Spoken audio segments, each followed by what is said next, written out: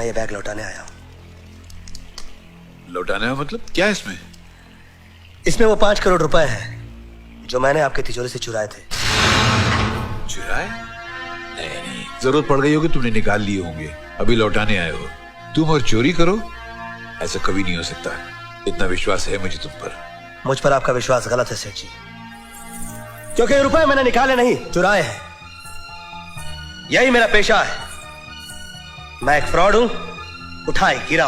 मैं कोई अमेरिका से आया हुआ एनआरआई नहीं हूं। एनआरआई तो वो है राजू पटेल, जिसकी जिंदगी बर्बाद करके मैं आपके घर में घुस गया। ऐसे अनगिनत कारनामे हैं मेरे जिनकी वजह से नासिक जेल के रजिस्टर भरे पड़े हुए हैं। मैं तो इस घर में एक बहुत बड़ा हाथ मारने के इरादे से घुसा था। लूट के कंगाल कर देना चाहता था मैं आपको। अरे लूटने में कौन सी कसर रखी मियां? भरोसे को लूटा, इज्जत को रुसवा किया, प्यार को बदनाम कर दिया। इस घर में खुशियों की शनाइयां बज रही थी, उनको मातम में बदल दिया, रुसवा कर दिया सारे बिरादरी के सामने मेरे सेठ को। सेठ जी आप क्या देख रहे हैं? बुलाइए पुलिस को और इस बहरूपिये को जेल की सलाखों के पीछे ढकेल दीजिए। नहीं फिदा, अगर यही सब कुछ करना होता तो ये मैंने उसी दिन कर दिया होता जिस दिन इसने मेरे घर में पहला कदम रखा था। मैं समझा नहीं। तुम समझोगे भी नहीं फिदा हुसैन। इस धनेश्वर प्रसाद ने तिनके से ताज का सफर यूं ही तय नहीं किया है। इंसान का चेहरा देखकर उसके दिल का हाल बता सकता है, और इसने तो अपनी हरकतों से पहले दिन ही अपनी असलियत का पता बता दिया था। मगर फिर भी मैं खामोश रहा। मेरी असलियत जानने के बावजूद आपने मुझे अपने घर में रखा। हाँ, उसमें मेरे ही स्वार्थ था, क्योंकि जिस बाप की 4 जवान बेटियां बिन ब्याहे घर में बैठी रहें, उस बाप की मिसाल उस लाश की तरह होती है जिसको न जलाया जा सकता है न दफनाया जा सकता है। और इस दुख की आग में मैं बहुत चला हूं बेटा, बहुत चला हूं। लेकिन तुमसे मिलने के बाद मुझे ऐसा लगा जैसे लोहा लोहे को काटता है, जहर जहर को मारता है। तुम ही हो जो मेरी सर चढ़ी बेटियों को सुधार सकते हो।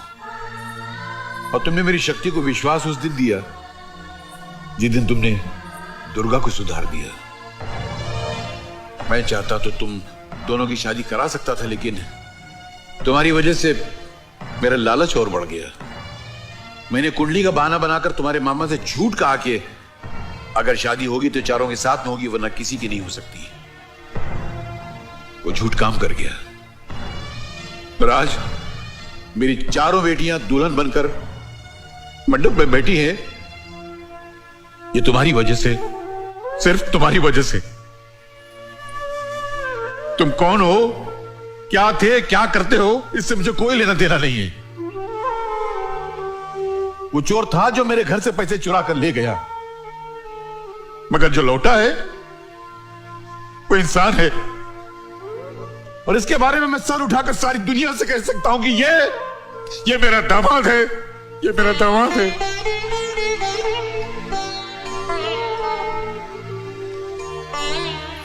एक मिनट सेठ जी, एक मिनट। सेठ जी, आपने वादा किया था अगर शादी होगी तो आपके चारों बेटियों की शादी एक साथ होगी।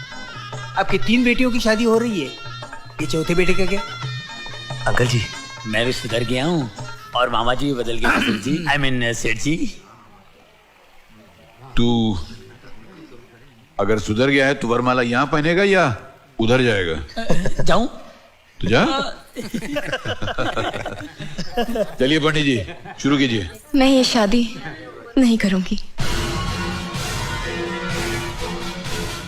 ये तू क्या करी बेटी? आप क्या समझते हैं? बाप होने के नाते आपने फैसला कर दिया और बेटी होने के नाते मैं उसे मान लूंगी। ये मेरी जिंदगी का सवाल है और अपनी जिंदगी का फैसला करने का हक सिर्फ मुझे है। तो क्या चाहिए तुझे? मैं शादी सिर्फ एक शर्त पर करूंगी। क्या?